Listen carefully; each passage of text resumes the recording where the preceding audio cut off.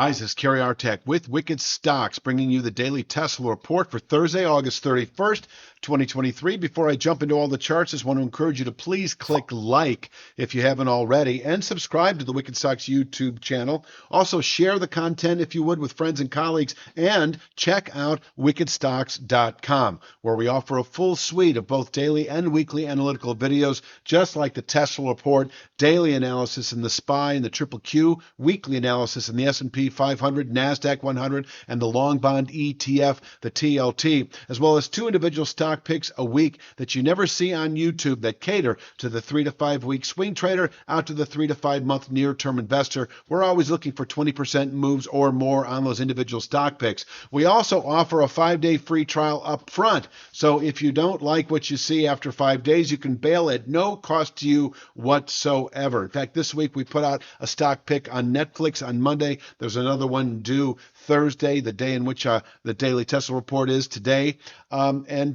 two every week. So check out wickedstocks.com. Let's jump into the charts. Just a reminder that we came off this longer-term channel top about a month and a half ago that is now at 306.13. That was considered a 2 to 3 month objective, actually, when we settled about 4 months ago above this descending channel top at 170.94. Once we tested the 306.13 channel top and we didn't close above it, we pushed through it, but did not close above it.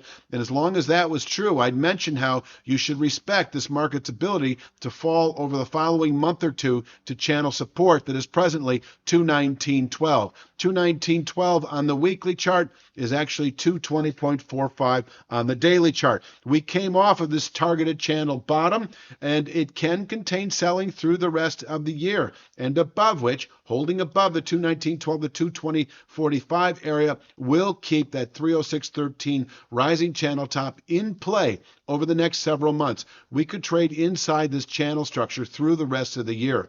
Now, on the way up, as I've been mentioning, this 258.38 to 264.46 area has been considered a 2 to 3 week target the moment we tested 220.45. We've met that objective, but just keep in mind that over the next several months, I am expecting 306.13. And so, yes, if we were to close today above 264.46, I give it another 2 to 3 weeks before retesting that 306.13 long-term channel top, where we can top out on a monthly basis, possibly through the rest of the year.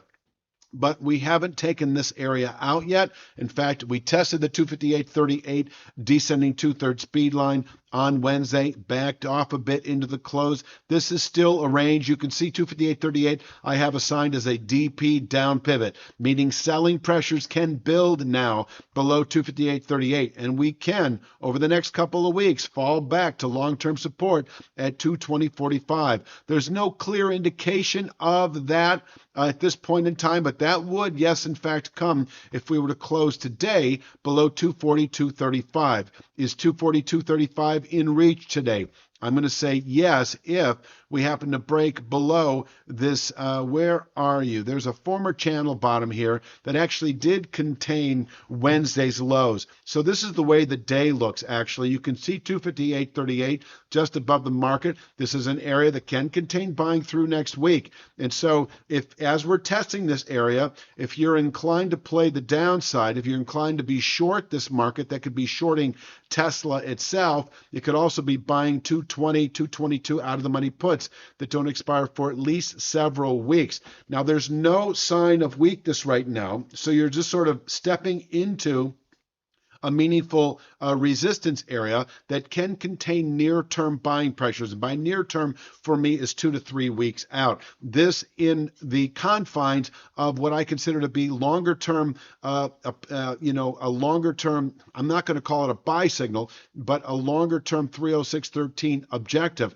Having tested channel support at 220.45, 2 to 3 month objective, yes, at 306.13. That becomes indicated within 2 to 3 weeks if we close today above 264.46. But until then, we can back off. And if you shorted the market, whatever that means to you, when we tested 258.38 on Wednesday, I don't have any problem with that at all. That is consistent with good trade and is consistent with the technical dynamic at hand. So holding below 250 248.38 does allow 242.35 intraday. 242.35 is actually expected. And where is the chart? Is actually expected if we break 251.20. So you see everything over here to the far right.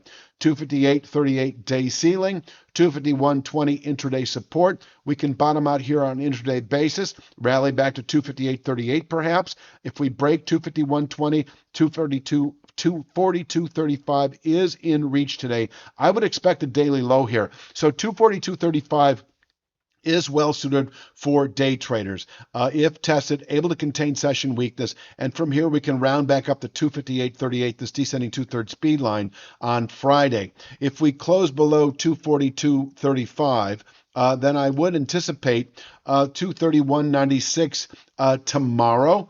And yes, if we close below 242.35, I'm looking for the right chart here.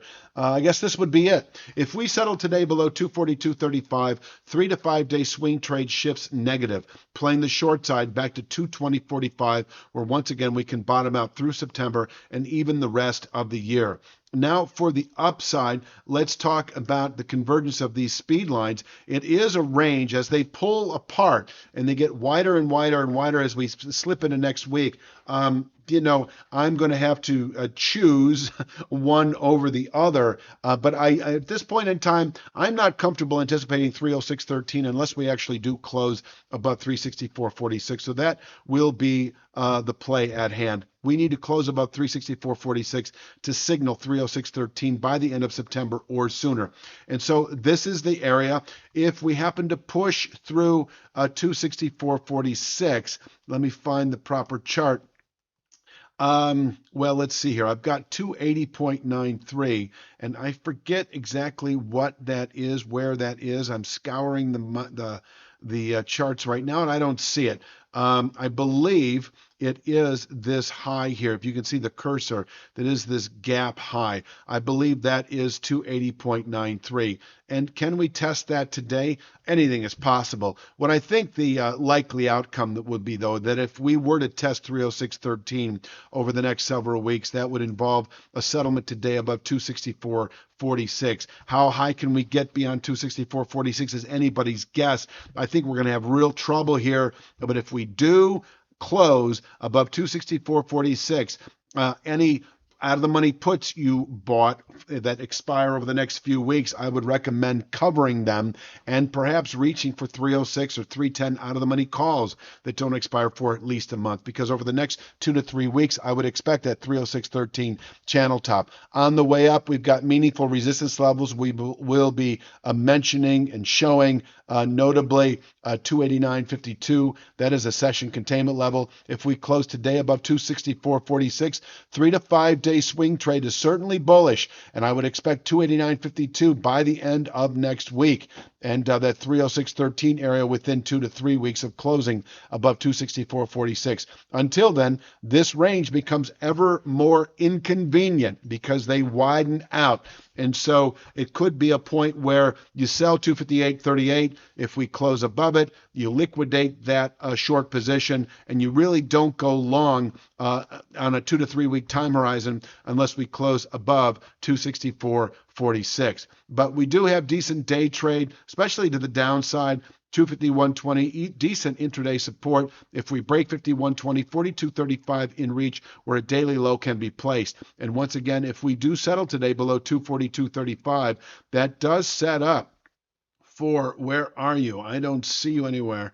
I do know that I saw it earlier. Here we are. If we close below 242.35, the 3 to 5 day swing trade shifts decidedly bearish. I would expect 220.45 again within 3 to 5 days, where we can bottom out through the rest of the year. And I'm going to leave it at that. Please click like, share, subscribe. Check out wickedstocks.com. Take advantage of that free trial. You won't regret it. You have a great day. I will talk to you tomorrow.